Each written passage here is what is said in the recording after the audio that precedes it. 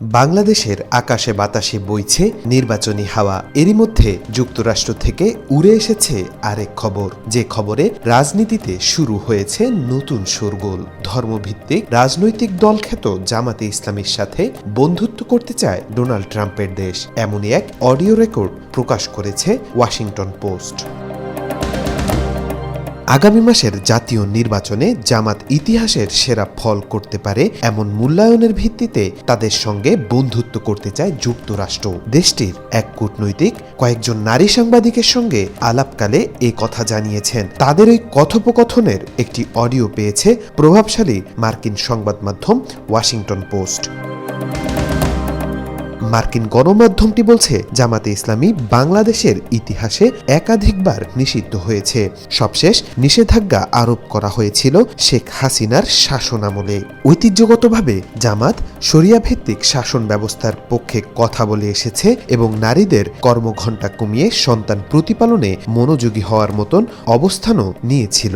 তবে সম্প্রতি দলটি নিজের ভাবমূর্তি বদলের চেষ্টা করছে এবং বলছে তাদের মূল লক্ষ্য দুর্নীতি দমন ও সুশাসন প্রতিষ্ঠা। ওয়াশিংটন পোস্ট বলছে, বাংলাদেশের রাজনৈতিক বাস্তবতা দ্রুত বদলে যাওয়ার প্রেক্ষাপটে দেশটিতে কর্মরত মার্কিন কূটনীতিকরা ইসলামপন্থী এই রাজনৈতিক শক্তির সঙ্গে কাজ করতে আগ্রহী, এমন ইঙ্গিত পাওয়া যাচ্ছে। গত 1 ডিসেম্বর ঢাকায় নারী সাংবাদিকদের সঙ্গে এক রুদ্ধদ্বার বৈঠকে এক মার্কিন কূটনৈতিক বলেন, বাংলাদেশ আরও বেশি ইসলামমুখী হয়ে উঠেছে এবং 12 ফেব্রুয়ারির নির্বাচনে জামাতে ইসলামী অতীতের যে কোনো সময়ের তুলনায় ভালো ফল করবে।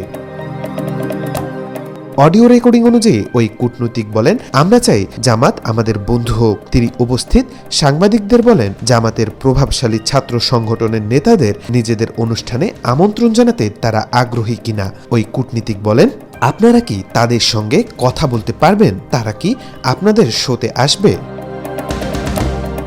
নিরাপত্তাজনিত কারণে ওয়াশিংটন পোস্ট ওই কূটনীতিকের নাম প্রকাশ করেনি। জামাতে ইসলামী ক্ষমতা এলে তারা শরিয়া আইন চালু করবে এমন আশঙ্কাও নাকচ করেন ওই কূটনীতিক। তিনি বলেন, আমি একেবারেই বিশ্বাস করি না যে জামাত শরিয়া চাপিয়ে দিতে পারবে।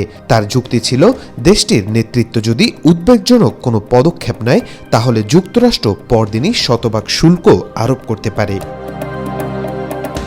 1971 সালে বাংলাদেশ জন্ম হয়েছিল পাকিস্তানের বিরুদ্ধে রক্তক্ষয়ী সংগ্রামের মধ্য দিয়ে। স্বাধীনতা অর্জনের পর থেকে দেশটি সামরিক অভ্যুত্থান, একনায়কতন্ত্র ও 2 প্রধান রাজনৈতিক শক্তি শেখ হাসিনার আওয়ামী লীগ এবং বিএনপির পালাবদলের শাসনের মধ্য দিয়ে গেছে। একই সঙ্গে বাংলাদেশকে চীন ও ভারতের মতো বড় আঞ্চলিক শক্তির সঙ্গে সম্পর্কের ভারসাম্য বজায় রাখতে হয়েছে। 2024 সালে শেখ হাসিনার ক্ষমতাচ্যুতির পর থেকে জামাতে ইসলামী ওয়াশিংটনে যুক্তরাষ্ট্রের কর্মকর্তাদের সঙ্গে 4টি বৈঠক করেছেন। ঢাকায়ও একাধিক বৈঠক হয়েছে বলে দ্য ওয়াশিংটন পোস্টকে দেওয়া এক বিবৃতিতে জানান মোহাম্মদ রহমান।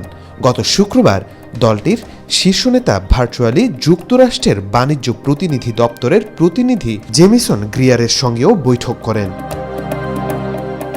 তাওফিকুল ইসলাম, আজকাল।